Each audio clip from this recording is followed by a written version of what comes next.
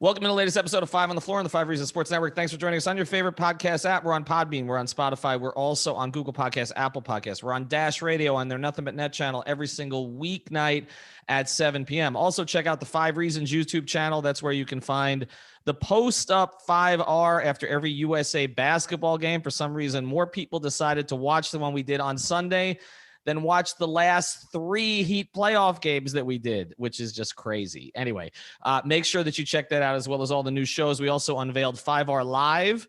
Alex Dono's new show goes on Thursday, every Thursday at noon. Look for more daytime programming on the YouTube channel under that name, and check out 5reasonsports.com.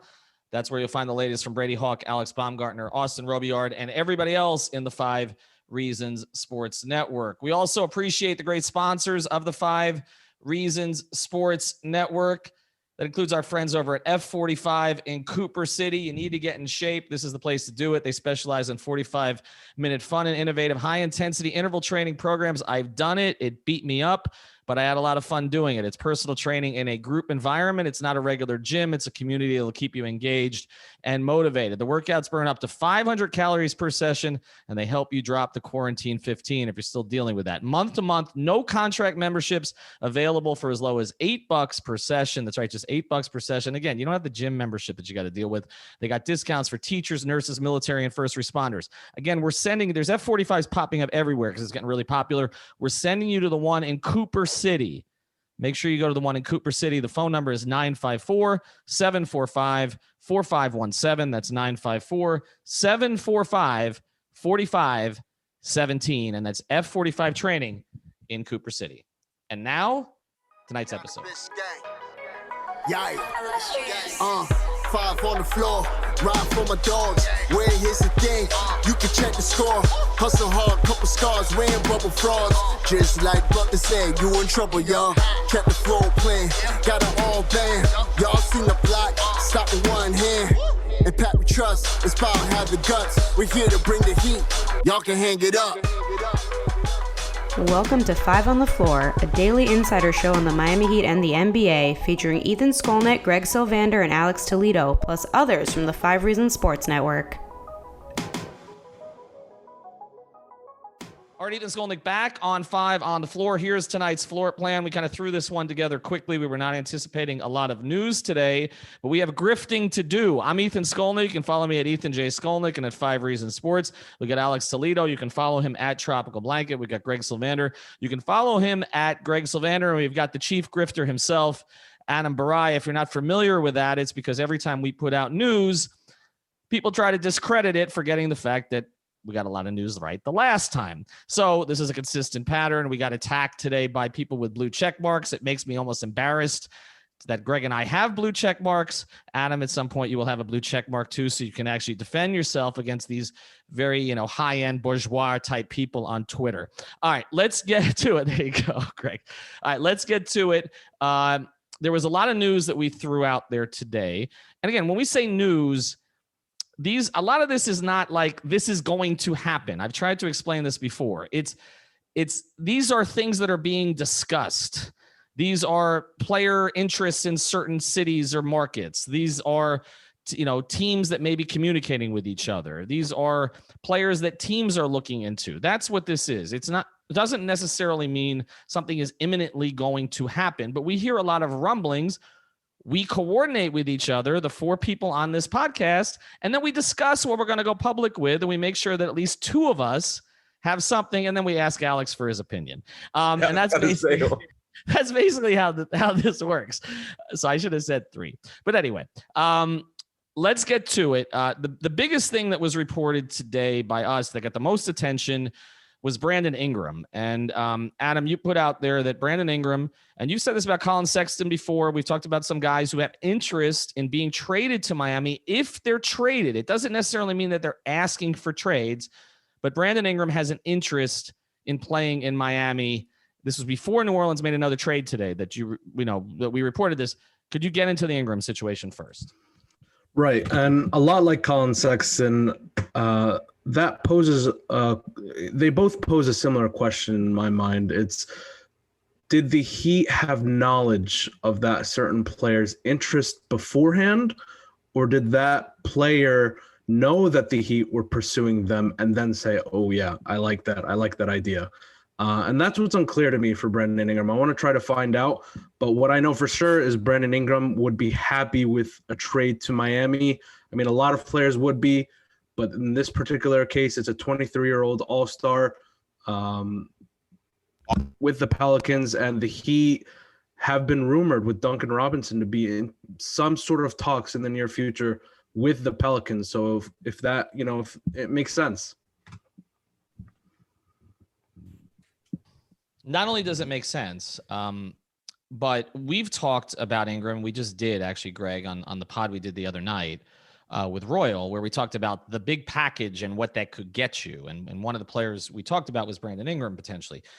But also the reason that Brandon Ingram is interesting is because he's sort of a compromise in a lot of different ways in terms of different philosophies. So for instance, we've talked a lot about being on Jimmy's timeline, but also being on Bam's timeline. Well, he straddles those two because he's young, he's on Bam's timeline, but he's been an all-star already. So he's on Jimmy's timeline. He also, I think, sort of satisfies any divide between Pat Riley and Eric Spoelstra, because he is the type of player that Eric Spoelstra would definitely want to utilize. But he also reminds me of a lot of forwards that Pat has had interest in the past. Now, slightly different weights, maybe, because Ingram is obviously built different, but it reminds me a little bit of a Jamal Mashburn, who was a big-time scorer who they brought over to be a second or third scorer. It reminds me of his fascination with the versatility of Lamar Odom, who he went after several times before he got him. He went after Lamar Odom on draft night, okay, which is not something that he typically does. So I feel like Ingram satisfies that. And I'm going to go to you next on this, Alex. We've talked about the fit, and then we're going to talk about whether something could actually happen, okay? But from a fit perspective, you've loved the fit on Ingram from the beginning. Oh, I absolutely love the fit. I just think it's somebody who, although you still got to fill in, the holes when it comes to like the vets and the depth and all that, some specific things you want to address specifically, size in the front court, because Ingram, that's the one thing he doesn't address at his position, right? Like, I'll be fine playing him at the 3 or 4 position, but you just got to build smart around him. I don't think that's any type of hindrance towards trading for him, though. I think that's somebody you absolutely trade for, whether or not the Lowry thing works out, just because other guards are somewhat available. You talked about the Sexton thing. They've got, lesser things that are available there from that position. But if you could somehow pair the two, that is the quickest way to get into contention with the Bucks and Nets. Like, it's just, based on what's actually out there now, right? Like, not including guys like Damian Lillard and Bradley Beal and their situations that are kind of unclear right now. Lowry and Ingram, being able to pair those two would just be an A++ offseason, in my opinion. And Ingram is just a guy, like, you need that type of bucket getter, man. He wouldn't be the guy running the actions for you. He would just be the guy finishing, right? And he is a pretty good playmaker for his position anyways. So I just think this is a team that can really, even though he has defensive issues and the weight stuff, like, he's locked into a long-term deal. He's an all-star caliber player, and he's very young, and he really, like, fills the hole for something you need right now. I mean, can I go on record as saying that, like, aside from like a Dame or a Beal, that this is my plan A? This is my favorite route that the Heat could go, is Brandon Ingram, for all the things Alex just said. But this is, I'd like to kind of get the entire room, I'll call it, the Zoom room's perspective on this. When you saw the trade that took place today between Memphis and New Orleans, which essentially cleared salary cap to the point where with a couple maneuvers, Josh Hart, Lonzo Ball kind of exiting, New Orleans can get to $36 million in space. Like, I was always under the assumption, as we've been kind of investigating this Brandon Ingram stuff, that part of the allure for New Orleans was Miami's willingness to pull together some expirings to take some of those big contracts. And now those contracts are gone. Do you guys think that has any implications on the Heat being able to cobble together a package for Brandon Ingram? All right, I'm going to do something that I don't typically do. I'm going to make people wait till the other side of the break on that, because I want to pivot to that. And I think the Lowry thing plays into it, as does the Duncan Robinson thing. So we're going to make you wait a little bit. This is the old radio tease. Before we get there, I love when I pull the rug out from under people. I want to tell you about another great sponsor of the 5 Reasons Sports Network. It's our friend Mark Brown. If you got any estate planning that you need to do, you need to reach out to Mark. Also, If you need your title taken care of, he's taking care of it for my house. He took care of it for my condo. He's the guy that you got to go to. MarkBrownPA.com, MarcBrownPA.com. He's based right in North Lauderdale, just north of Cypress Creek off of Andrews. You know that area. It's very close to I-95. Again, if you're young with a family, you need to meet with them to set up plans for your kids if anything unfortunate ever happens. Even if you're older, don't have a family, you should have a stay in where your estate goes. And again, he's got an in-house law firm there, does real estate there. 954-566-5678. 954-566-5678. That's the number to call. Again, it's markbrownpa.com. He's also a huge Miami sports fan. So reach out to him at marcbrownpa.com.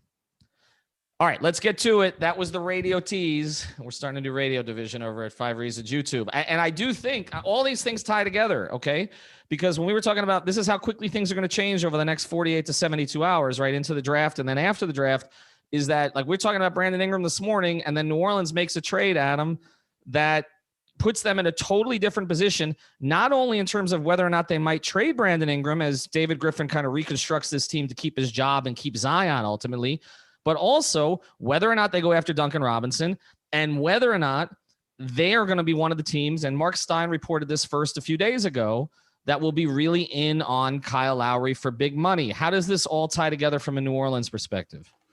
Well, first glance, it does look like they are clearing money for Kyle Lowry, but I actually think they're clearing money for Kyle and Duncan, not just Kyle, because if you look at it, Duncan is a luxury piece, and a lot of teams know that. Duncan's not a piece you build around, and you only pay that sort of money to a team that's contending. So if you have Kyle Lowry already under wraps for, let's say, $30 million, you want to have a Duncan Robinson on the team with him. So I can see that being the idea. I don't think Kyle Lowry is sold on just merely accepting $30 million to play with Brandon Ingram, Zion on a team that didn't even make the playoffs. So I do think it is showing us that there are going to be heavy hitters in free agency for a point guard, but I don't think it's just for Kyle.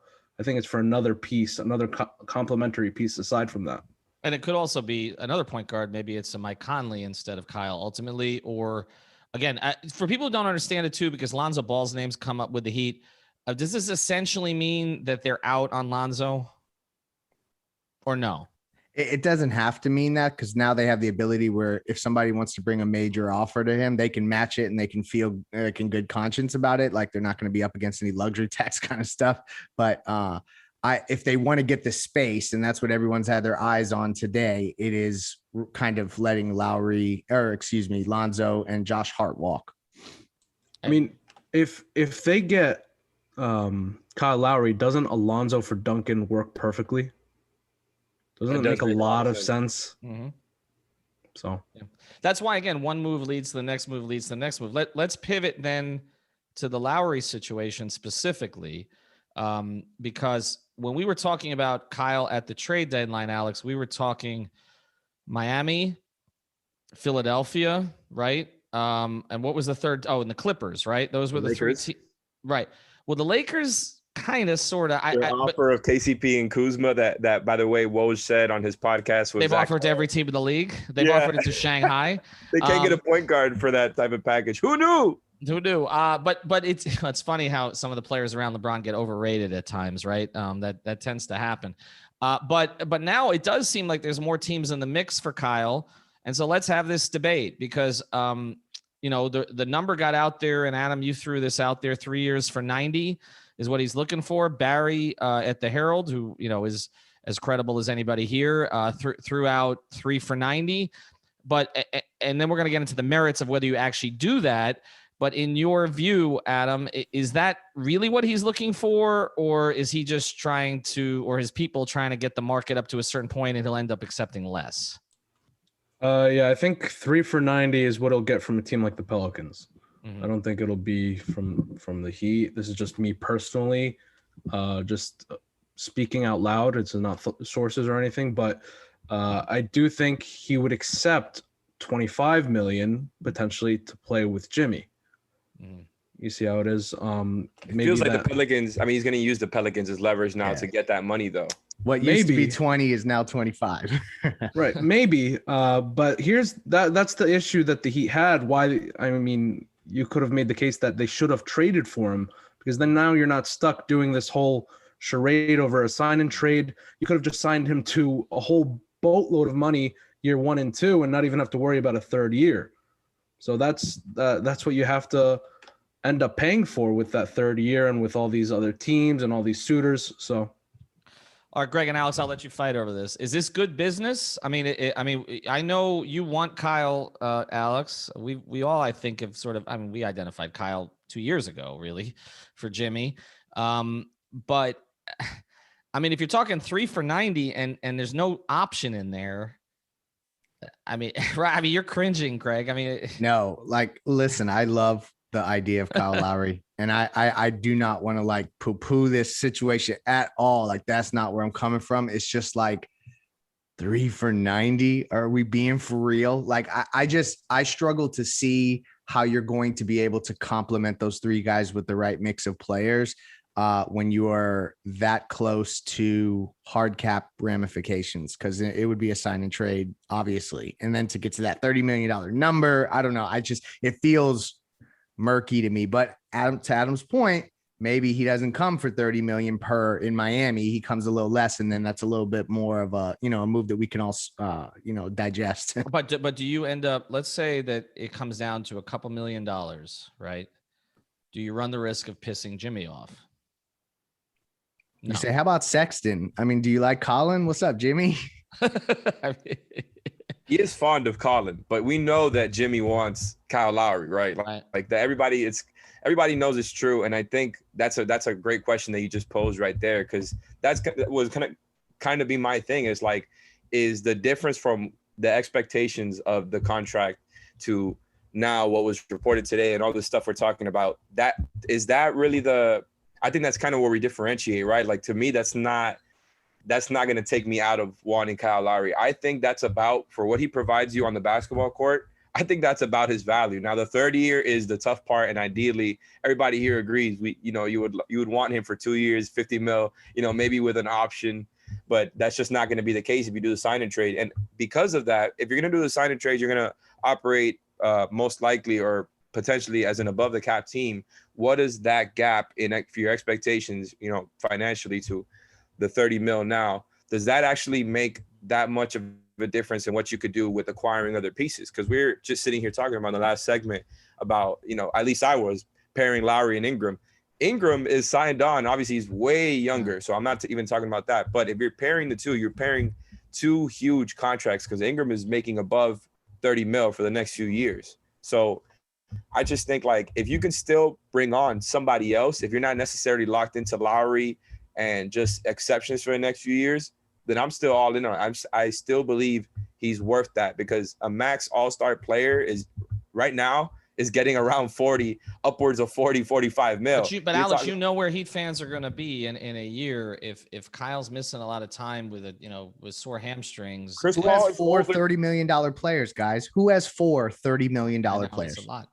That's the thing. If you're talking about doing that with Lowry and Ingram, I do think. Yeah, that's where I was going with that. Yeah. Yeah, like, you got to have that second piece. It's tough to do if it's just him by himself. But unless you guys don't believe that inking him now, not getting a second piece in the offseason keeps you from getting a second piece in the future, then I'm still with it. Because I do think, like, okay, just one way to put perspective on this, right? Like, a lot of us were out on the Chris Paul stuff a couple of years ago. So whenever that was, because of the option, because of the age, because of the contract, Chris Paul is making around, 45 mil right now. Is Chris Paul $15 million better than Kyle Lowry? I'm just going to pose that question. Probably. I think he's better than Kyle Lowry by a decent amount. Right. But is he $15 million better? No, I know he's not worth one. Are we talking about winning in the short term on Jimmy's window, or are we not? That's basically what I'm coming down to, because I don't know if Sexton gets it done by himself. All right, we're going to clean up. There's a whole bunch of other things that were out. We're going to get to some short items here after the break. I mean, because we're going to be doing this for several days. So we'll get to it in a second. Before we do, want to tell you about another great sponsor, the 5 Reasons Sports Network. And that's prizepicks.com. Use that code 5 FIVE. You can still do it during the Olympics. You think Bam's going to go over on his rebounds? Bet it. Okay. If Pop actually plays him enough. So definitely go to that. Prizepicks.com. Use the code 5 FIVE. You can pair players together. You can go all in, do the power play. You can play the flex play. Had a couple signups yesterday. We didn't even promote it on Twitter. People are just sort of finding it with our code. The code is 5 FIVE. That's where you get the great bonus. Get yourself some free money. Play prizepicks.com. It's the best way to play daily fantasy. Yeah, Adam hasn't been smiling. We'll get to that here in a second. But prizepicks.com, make sure you play that and use the code 5. Oh, so you can also, all the Olympic stuff, you can do it there. All right, let's get to it. Also, you can do the NFL futures, right? I'm just trying to give Adam some time to kind of collect his thoughts here because we're going to blitz through some other stuff that was out there today. I can't even remember all that was in one of your grifting tweets. Which was the other one that got? You had a Lowry one, you had an Ingram one, and then you had one that just kind of you had like 4 items in it. Hold on, I gotta check. I don't even know. I mean, we just make things up. So I mean, I mean, it's hard to recall. That's the problem. There was a Colin Sexton one that they want to wait till post draft to see where the dominoes land. Now, is that here? I have it. I have it. Let me read it to you guys. Heat notes. This is from Adam N. Borai. Which account? That's how you say his last name. I'm not sure. Yeah, I don't know. It's the non-drifting one. Grifty B Greeper. Go ahead. There we go. The Heat still like Sexton, but willing to see what options open up for them post-draft. Duncan Robinson has big fans in New Orleans, and the Heat may be waiting for a possible Dame Beal request to drop before moving forward with other targets. Okay, I'm gonna drop something here, which I haven't really talked about much, because I got second confirmation on this today.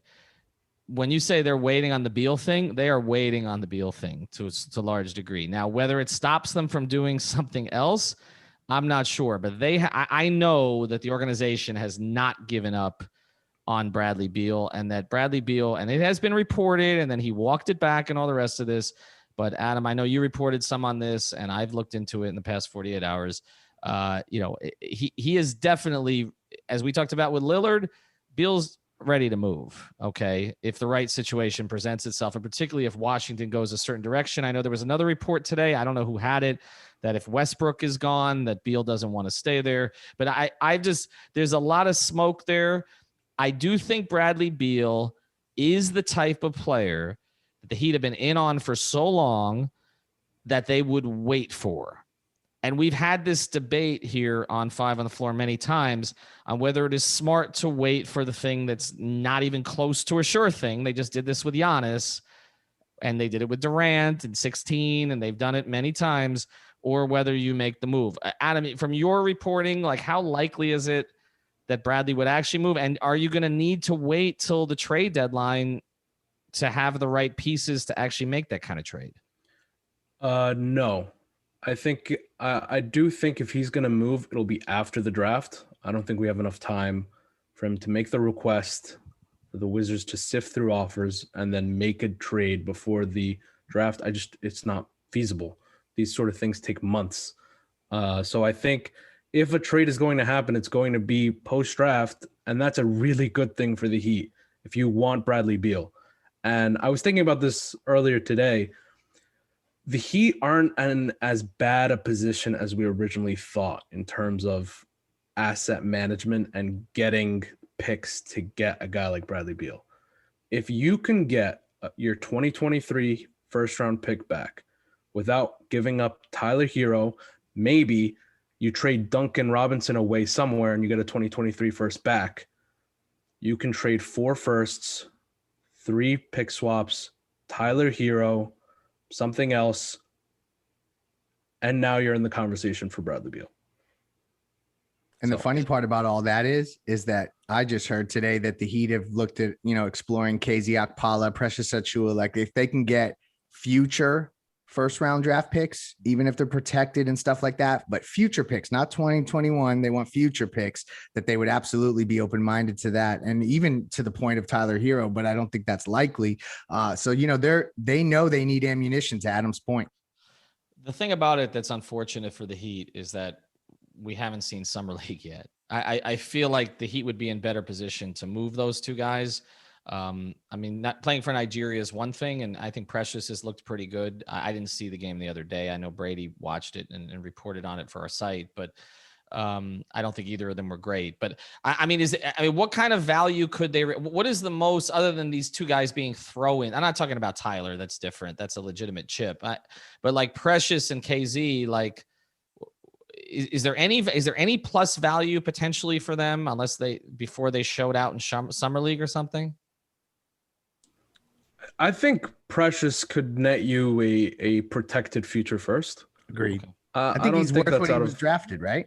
Right. I mean, I think a 2023 protected first from OKC, isn't out of the possibility. KZ, maybe 2 seconds. I think they need to leverage their sign-in trades this summer with Kendrick Nunn, Victor Oladipo, and such. I think if you want to make a trade happen, it has to be before free agency ends, but after the draft. That's the sweet spot. You can't do it after you sign players, because then they're not eligible to be traded until December, January, right? So it's got to be before you make your initial signings and after the draft. All right, I got one more question here. We'll get to it after the break, because there's one guy we have not talked about very much. Adam had a take on him during the season that we probably should have listened to a little bit more, so I'll let him weigh in on this. Before we do, though, tell you about another great sponsor of the 5 Reasons Sports Network. Our friends over at Therapist Preferred. Getting a lot of orders from Miami lately. Why?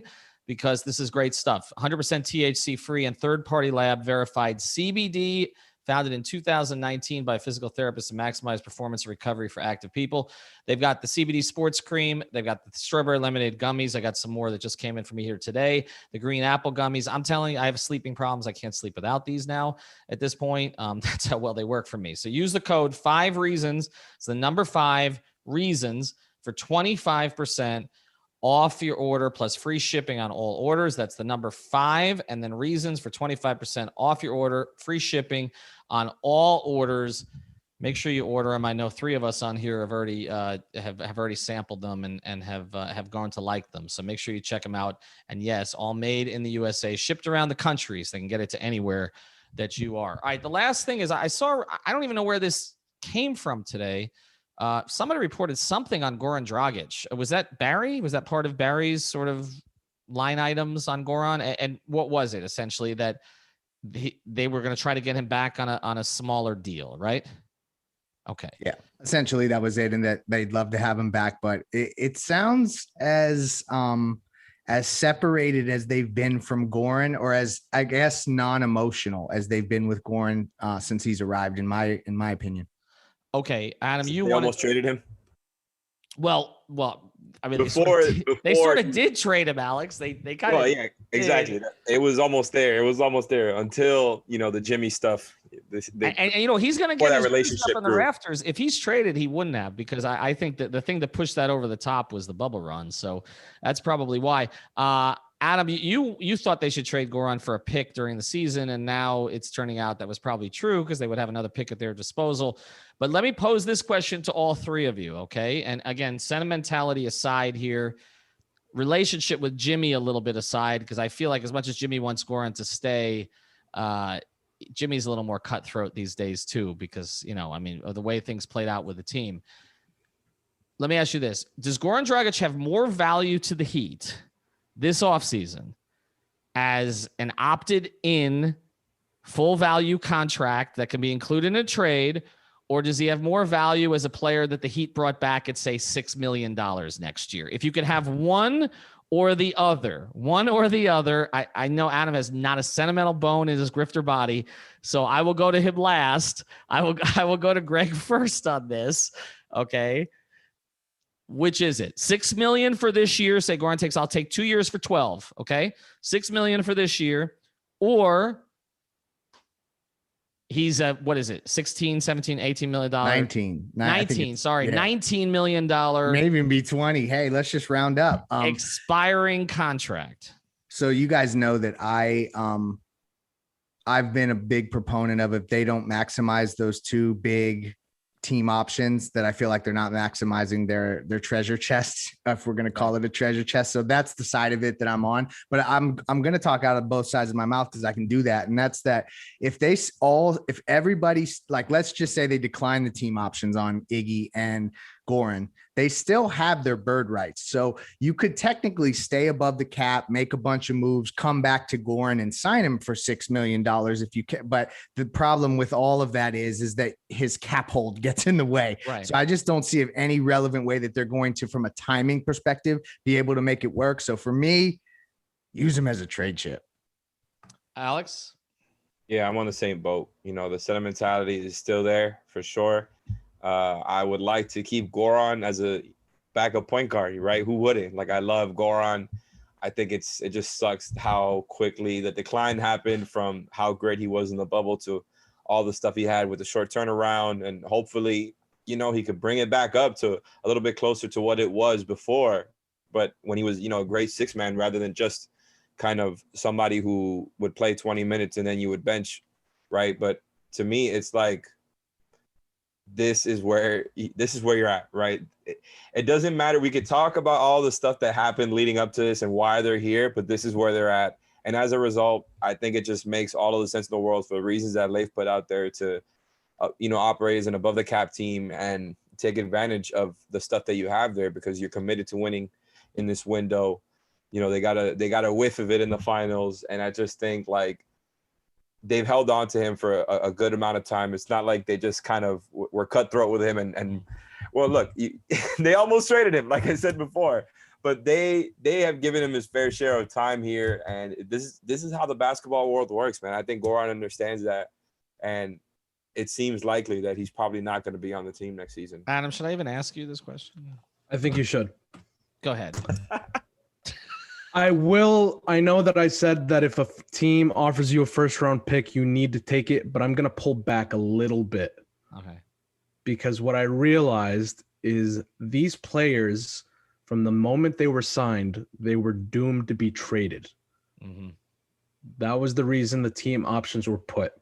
If you trade Goran for something, you would have gotten a trade exception back, right? In the middle of the season, you would have gotten a trade exception and maybe a pick, right? Which is good. But you have more flexibility with Goran Dragic on the roster this year so that you could trade him than you would have if you traded him in the middle of the year. Now, who knows what kind of asset you would have gone back. If it was a second rounder, protected second rounder, whatever it is, that's not going to do you much. If it was an unprotected first, absolutely, you could have done a lot. But right. It does you no good to not have that salary on the roster this year. I mean, you need to be able to trade it. And we saw it with Myers, we saw it with Goran, we saw it with Iguodala. The reason that second year was put in there is because they were signed to be traded.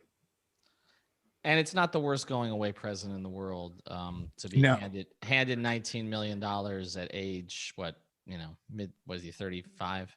The mortgage in Miami will be fine. Yeah, I mean, he'll be okay. He can always come back. I think everybody would miss him. I understand that, but I also think, as we've talked about, Riley had his sentimental offseason. He doesn't have two in a row, and I think that's what we've learned during this process. All right, check out all of our sponsors: PrizePicks.com. Use the code 5. TherapistPreferred.com. Use the code 5 Reasons. You get good stuff with all of this. F45 Cooper City. Make sure you mention us. And again, go to the one in Cooper City. I don't even remember the other sponsor. We had so many sponsors on this damn show. We appreciate everybody sponsoring it. It'll come to me as soon as we finish here. So just check out all of our sponsors, mybookie.ag. Use the code 5, Miami Grill, Biscayne Bay Brewing. We appreciate all you guys. We'll be back probably tomorrow. Thank you for listening to the 5 on the Floor on the 5 Regional Sports Network.